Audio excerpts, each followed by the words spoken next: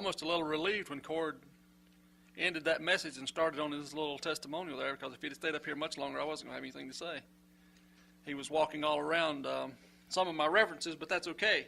And I think, and plus he's plucking a little bit at my heartstrings, because Samuel has for a long time been a hero. And I remember specifically, and I don't know how many of you, I know Jeff and Barry and some of you remember John Durthick, but I remember being up here one day and making that statement that that Samuel was one of the heroes of the Bible. And I looked back there, and John had this smirk on his face, and he's shaking his head. And I always meant to have that conversation.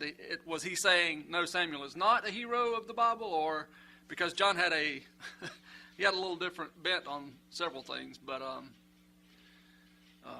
I miss him a lot. But also, I think from the first part of your message, Cord, all I can do is add a what I think may be an ingredient in that recipe that helps us be the aggressors sometimes, and uncivilized, as you call it. There is a way, and sometimes we do it in our prayers. Sometimes we do it in the way that we're just making it known who we're speaking of. I say that we do it in our prayers and in our address, and if we don't, we should from time to time, but we do say, God of our fathers. God of our fathers, and we refer to Abraham, Isaac, and Jacob mainly. But as Cord has pointed out, there's a lot of those people in this word that are patriarchs of our faith and our religion. And I use that word lightly. God of our fathers. Because we know, brethren, that we have, from the beginning, we have the creation recorded. I don't like to call it a story, because to me stories are made up, but we have the account. We have the creation account, and then of course we go from there to Noah and his sons, right? Because there's creation, man begins to inhabit the earth, and then falls on his face and makes God repent that he's ever made man, and he finds righteous Noah. And then it goes from the sons of Noah, and they begin to replenish, right? It's part of our story. These things are part of our story, right? Every human origin. And I don't care where you're from. I don't care if you've gone to Ancestry or if you could trace your roots all the way back. Every human being that's on the face of the planet, or ever has been on the face of the planet, can trace themselves if it were possible. All of us go back to Noah and his sons, and then ultimately to Adam and Eve, right? Because Adam and Eve were the first people on the face of the earth, and after the flood, Noah and his wife and his sons and their wives were the only people left. So ultimately we all go back to Noah, or ultimately back to Adam and Eve, but we all go back to Noah as well. But then as we progress through this book, then there is Abraham. There is Abraham. Now, not every human being goes back to Abraham. Not in a physical sense, right? We can get back to Noah. We can go around. Our ancestry could go around Abraham and get back to Noah. So not every human now or ever goes back to Abraham in a physical sense. Obviously some people do. But if you are a follower, if you are a believer in the Son of God truth, and I say Son of God truth because it's not the Son of God story. It's not made up. It's real, right? If you are a follower and a believer in the Son of God truth, Abraham, Abraham's son, Abraham's grandson, and obviously I'm speaking of Abraham, Isaac, and Jacob. They are, if you are a believer and follower, they are a patriarch, right? Of your spiritual being, of your spiritual self. They are our fathers. He is the God of our fathers, Abraham, Isaac, and Jacob. Patriarchs of spirit. Even if they're, and maybe some of us in this room, maybe our roots go back to Abraham in a physical sense. That would be great. But it really, When all said and done, it doesn't matter. Even in this group, though, this ecclesia that you see here, the called out, what we consider ourselves, the called out ones, even to us, brethren, sometimes that's not riveting documentary, is it? Oh, yeah, we all go back to Noah, ultimately back to Adam and Eve. Abraham is a patriarch, Abraham and his sons and his grandson. That's not riveting documentary, as most of you know. I recently put the capstone on 50 years of existence, right? Some of you were gracious enough to be there, and I'm not saying that the ones that weren't there wouldn't have been. I'm just saying I put that capstone on 50 years of existence. And sometime after that, I think it was the week after that, or maybe the week following, the next week, but anyway, that's irrelevant. I just know that sometime after that, I'm driving somewhere. I don't remember exactly where I was going, or I think I remember where I was when I had the thought, and I don't remember what spurred it, but there was something about my childhood that crossed my mind that maybe I haven't. I thought, man, I haven't thought about that in years. Where'd that come from? But I was driving, and something spurred those memories. And I was asking myself, where'd that boy go? Similar to what Cord's speaking about up here, that fourth grader who has the crush on the little girl. I wasn't thinking about a crush on a little girl or necessarily the fourth grade, but there was something, and I wish I could recall, that made me think about a part of my childhood, and that led me to thinking who that child was and how much things have changed since that boy of 10 or however old. And I'm thinking to myself, where did that boy go and what happened? The next step, or the next stop, I went into this place to get a cup of coffee, and when I came back out, as I was walking to the truck, I was still having this thought, and these thoughts continued, and I sat for a few moments in the truck, enjoying a cup of coffee, and I'm thinking about things. It's one of those nostalgic moments, and I just wanted to sit there for a minute and have some thoughts. And I know, brethren, that there are 1,000 ways.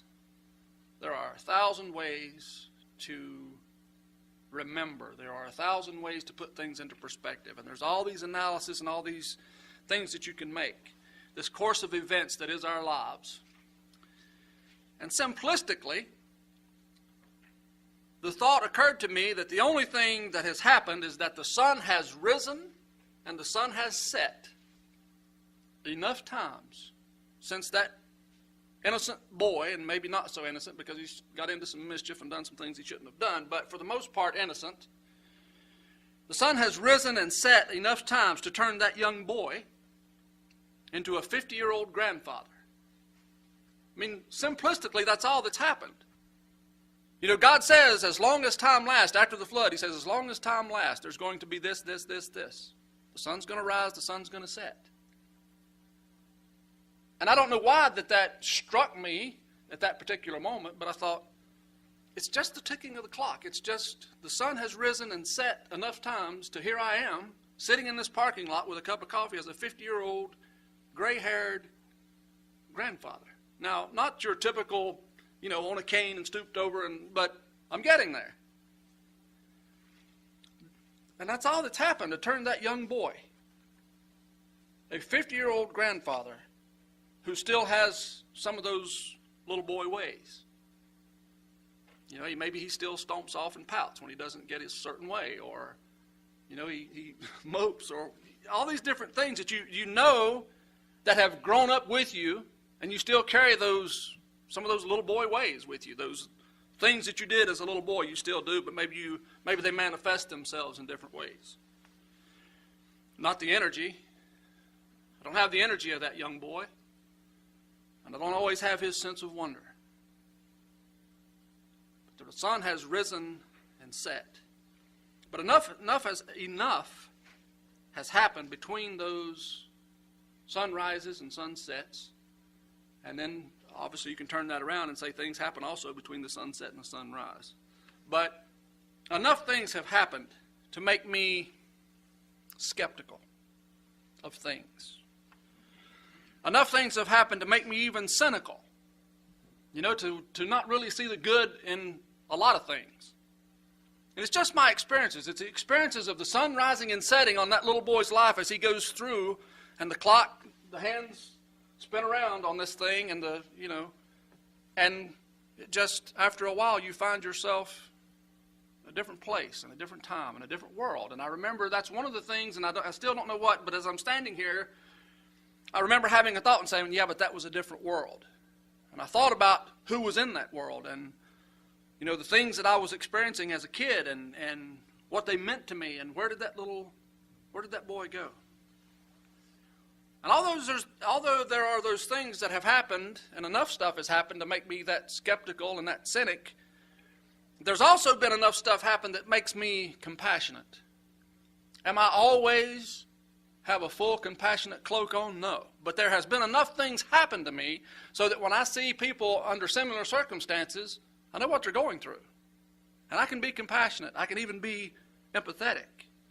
So it's not all negative, all those things that have happened to me between all those sunrises and sunsets. There's been good things that have happened to me. There's been great blessing. And I stand here today believing that I am a richly blessed human being.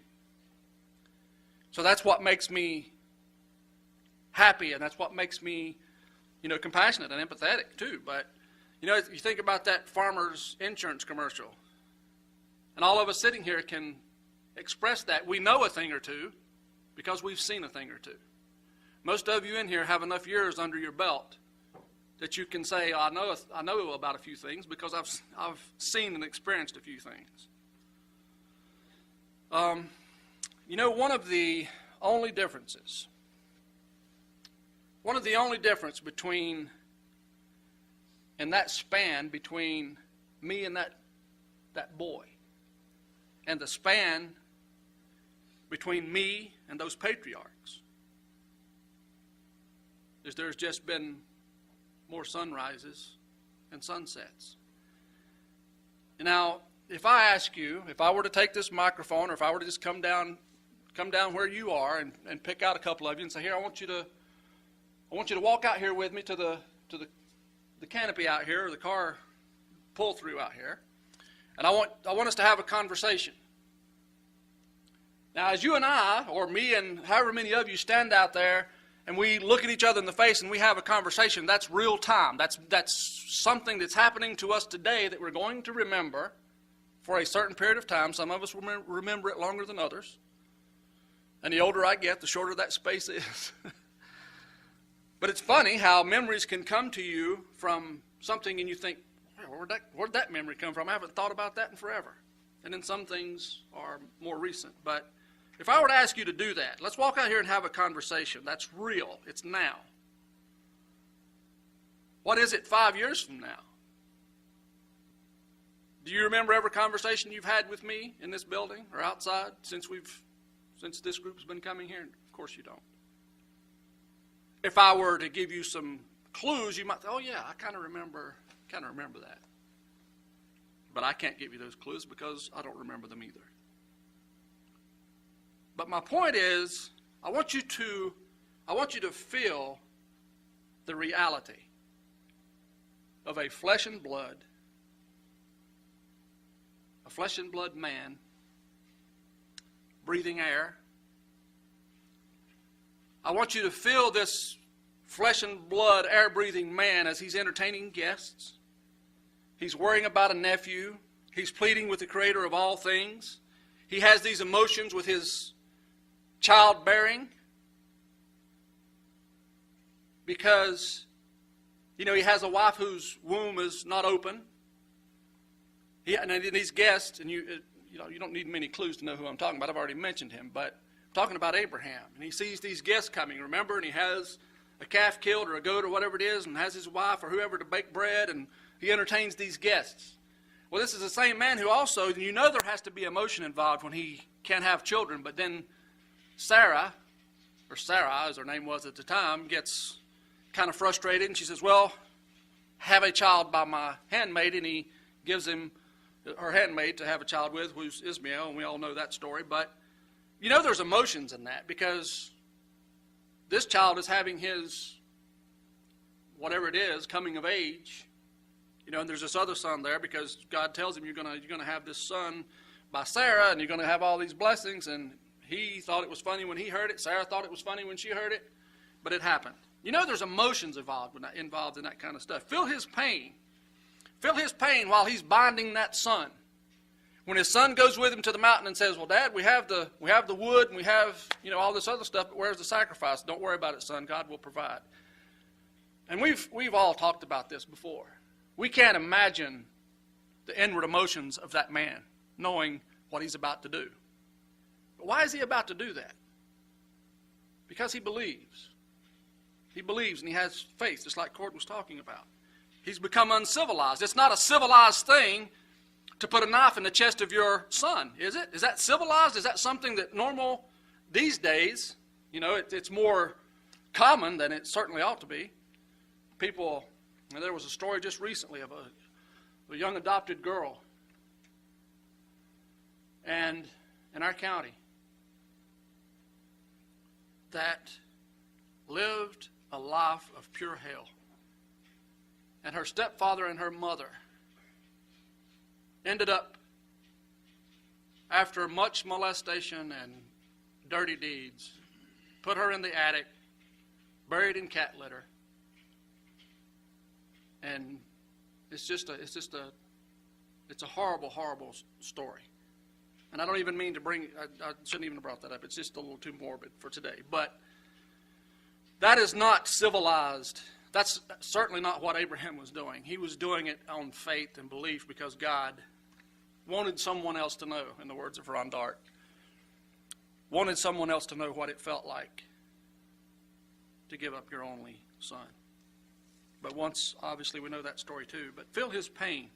He didn't have to go through with it. He was stopped. But imagine as he's putting his son on top of that pile of wood. This is a real man. It's as real as me looking at you today. There was a day, if you go back enough sunrises and sunsets, there was a day when a man was looking at his son on a pile of wood, ready to make the sacrifice. The sun has risen and set enough times to go from that day to this day, January the 21st, 2017. I want you to go to the 27th chapter of Genesis. And I want you to bear with me here because I'm going to read about 30 verses. And you're probably going to wonder why, but verse 27, or chapter 27 of Genesis, beginning in verse 1, and it came to pass that when Isaac was old and his eyes were dim, so that he could not see. This is the same Isaac who asked his dad, Dad, where are I see we got the firewood and we got, but where's the sacrifice? God will provide. Now this child that went through that process is an old man.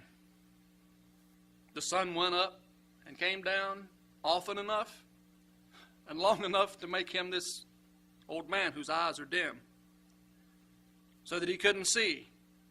And he called Esau his eldest son and said unto him, My son. And he said unto him, Behold, Dad, I'm right here.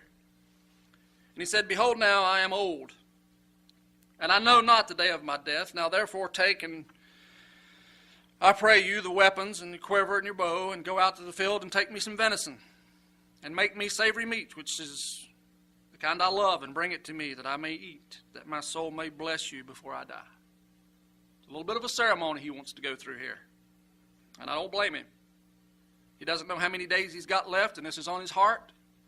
He calls his son Esau and says, Take your bow and your arrows and go out and kill some game and fix it like you normally do. And I'm going to have some, and then I'm going to pass my blessing on you, right? Good father and son moment there. And Rebekah heard when Isaac spake to Esau his son, and Esau went to the field to hunt for venison and to bring it. Good intentions, right? The son having affection for his dad. Dad doesn't know how many days he's got left. He likes my venison, and I'm going to do that for him. It's a good parting act for me. Get his blessing and so forth and so on. Well, Rebekah heard it.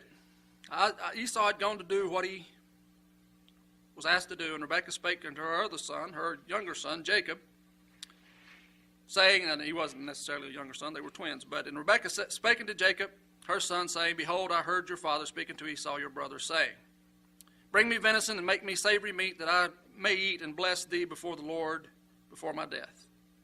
Now therefore, Jacob, obey your mother's voice, according to that which I command you. Go now to the flock, and fetch me from thence 2 good kids of the goats, and I will make them savory meat for your father, such as he loves.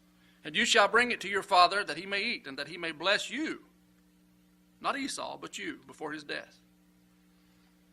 Now this is a pretty dirty trick, right? We can't read this and think, yeah, there's something, I don't know if that's a good thing for a wife to do to a husband. But, and I don't know exactly, it doesn't give us all the answers as to what her motivation was. But for some reason, it was laid upon her, as it was laid upon Isaac to ask his son to go out, and she heard, and she thinks it should be the other way. And I want him to bless you before his death. And Jacob said to Rebekah, his mother, Esau is my brother. Esau, my brother, is a hairy man, and I am a smooth man. My father peradventure will fill me, and I shall seem to him as a deceiver. Now this is not the way Jacob wants his father to depart, is it? I don't want him to go out thinking, I've tried to betray him. And his mother said unto him, Upon me be your curse, my son. Just obey my voice and go fetch me them. So he did as his mother asked, and he fetched, and he brought them to his mother. And his mother made savory meat such as his father loved. And Rebekah took goodly raiment for her eldest son Esau. And Rebekah took goodly raiment of her eldest son Esau, which were with her in the house, and put them upon Jacob her younger son. And she put the skins of the kids of the goats upon his hands and upon the smooth of his neck. And she gave the savory meat and the bread which she had prepared into the hand of her son Jacob. And he came unto his father and said, My father. And he said, Here I am. Who are you, my son? And Jacob said to his father, I am Esau, the firstborn. I have done according as you bade me. Arise, I pray, sit and eat of my venison, that your soul may bless me. And Isaac said unto his son, How is it that thou hast found it so quickly, my son? And he said, Because the Lord your God brought it to me. Now to me, that's you treading on thin ice. You done laid things at the door of the Lord that you probably shouldn't. But anyway, so Isaac said unto Jacob, Come near, I pray you, that I may fill you, my son, whether you be my very son Esau or not. And Jacob went near unto Isaac his father, and felt him, and said, The voice is Jacob's voice, but the hands are the hands of Esau. He discerned him not, because his hands were hairy as his brother Esau's hands, so he blessed him. Still not quite convinced, and he said, I am. And he said, Bring it near to me, and I will eat of my son's venison, that my soul may bless you. And he brought it near to him, and he did eat. And he brought him wine and drank. And his father Isaac said unto him, Come near, and kiss me, my son. He came near and kissed him, and he smelled the smell of his raiment, and blessed him, and said, See, the smell of my son is as the smell of the field, which the Lord hath blessed. Therefore God give you of the dew of heaven, and the fatness of the earth, and plenty of corn and wine. Let people serve you, and nations bow down to you. Be Lord over your brethren, and let thy mother's sons bow down to you. Cursed be every one that curses you, and blessed be he that blesses you. In verse 30 it says, And it came to pass, as soon as Isaac had made an end of blessing Jacob, and Jacob was yet scarce gone out from the presence of Isaac his father, that Esau his brother came in from his hunting. And we know how the rest of the story goes. Didn't have to read that much, did I? I could have started that, and you could have finished the story without me even reading it. I didn't have to read that much.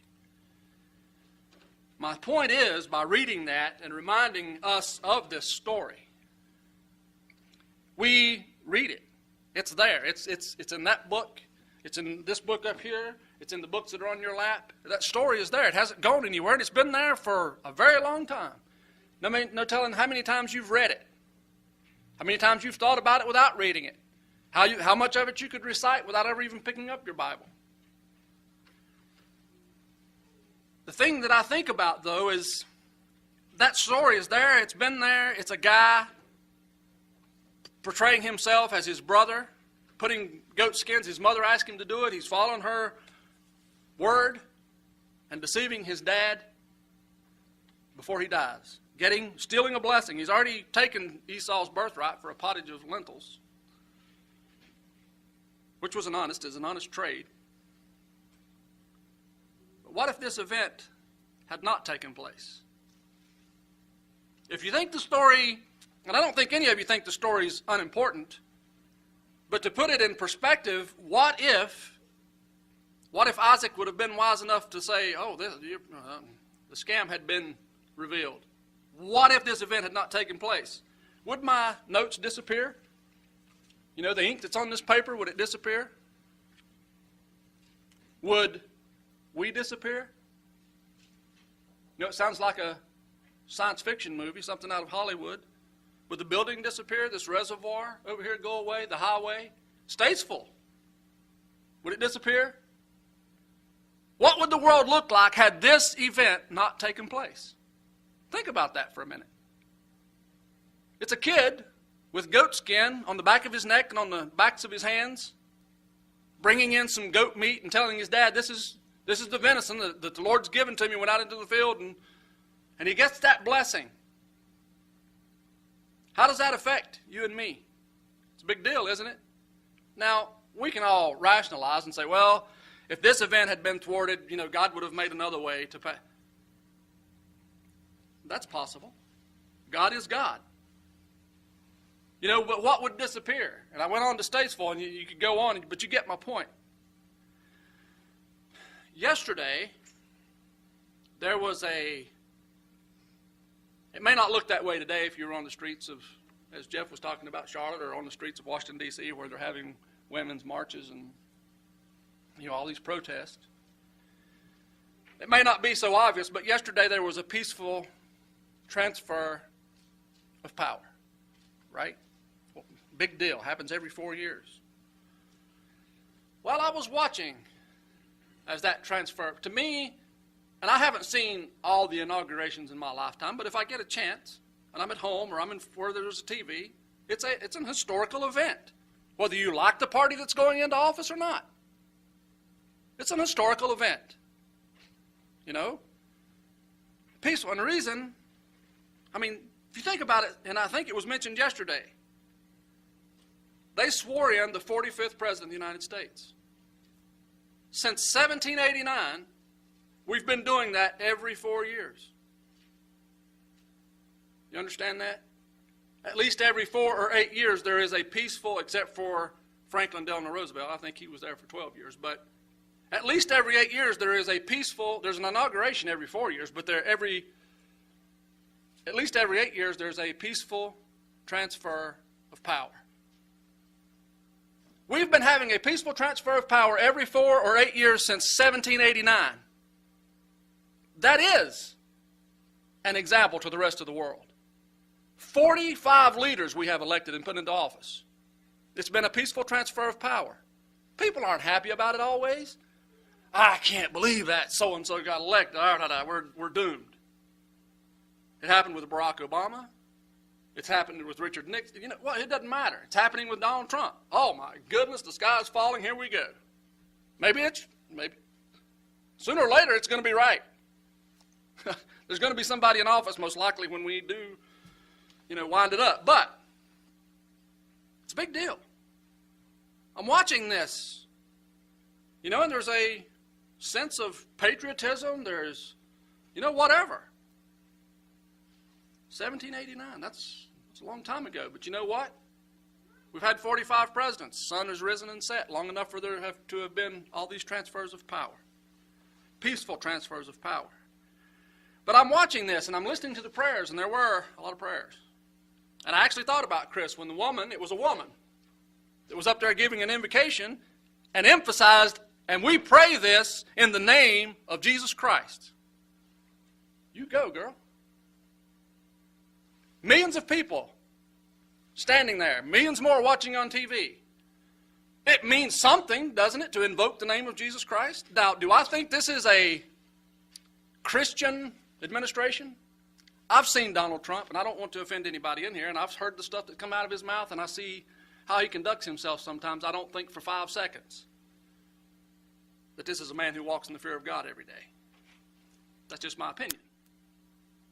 Is it better than, I don't know, but time will tell. But I'm sitting there watching as these, because at some points during these prayers, the person you can see in the background is Donald Trump. Sometimes he's got his eyes open. You know, he's got that face, and you're thinking, as he's the last person introduced, and he's coming down the hallway to come out to where all the people are, I'm thinking, I look at that face, and I'm thinking, well, it's Donald Trump. You know, and he's looking at people, and I'm thinking, I know part of that's just his persona, but I hope part of that is him grasping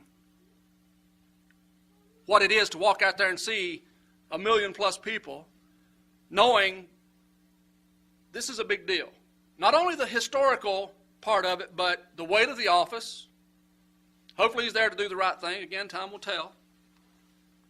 But you see his face, and you're listening to these prayers, and you think, do they know? And you know the answer to the question before you even ask it, but you're looking at these people and thinking, what thoughts are going through his mind? I'm now the President of the United States. Prayed for the blessings and the guidance and please imbue him with the right spirit and the wisdom to lead this nation and da-da-da-da-da. What is he thinking? And does anybody on that platform know the relevance of a son with a goat skin on the back of his hands and the back of his neck? You know, you can get up there and say, well, America, and it came out of the mouth, America is unstoppable when we stand together. And I agree that if we stand together as a nation, there's a lot of things we can accomplish. America is not unstoppable. There is a place where the promises made to Abraham meet their end. But what's beyond that is so fantastic that it's hard to say that. But do they know the significance? Do we, brethren?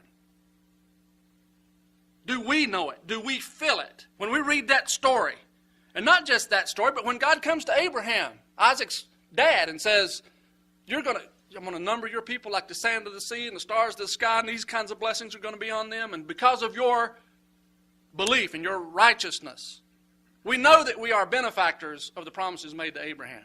We know that. We know it. But do we feel it?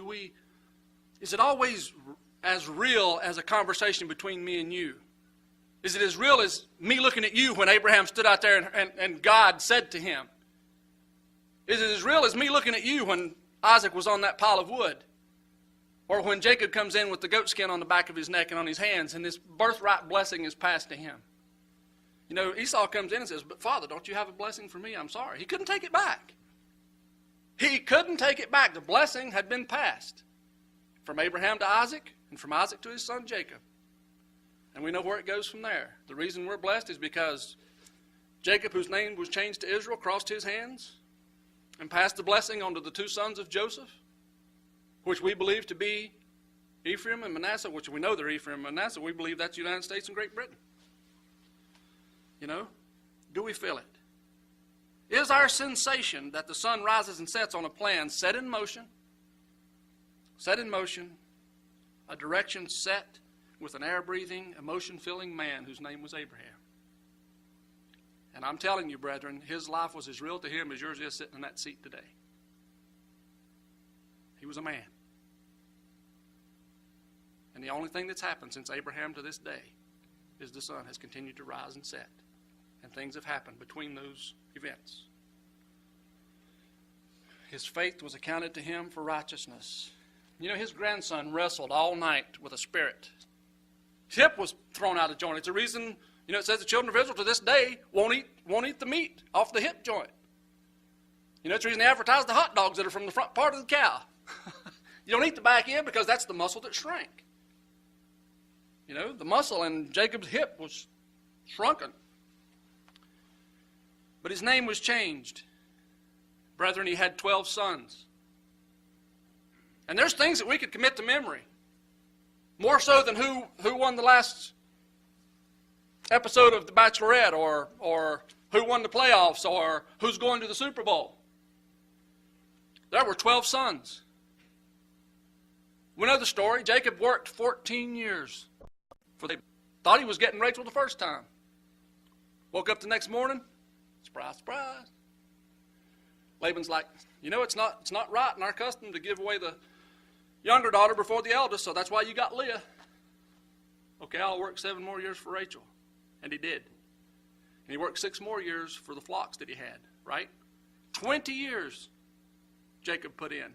I don't know if any of us has the patience to do that. I'll go find somebody else. 12 sons. Rachel was the love of his life. She couldn't have kids. Leah could. She's good at it. Fertile Myrtle. Reuben, Simeon, Levi, Judah. Rachel's upset. I can't have kids, so have my handmaiden. He takes the handmaiden. I mean, Jacob's got a rough life here. Takes the handmaiden, Dan, Naphtali. Leah's like, okay, well, her handmaid can have kids, my handmaid can have kids. Gad and Asher. Then Leah all of a sudden can have kids again. You know, there's Zebulun and Issachar. And then the girl comes in there, Dinah or Dinah, however you want to say it. And then God opens the womb of Rachel. And she has Joseph and Benjamin.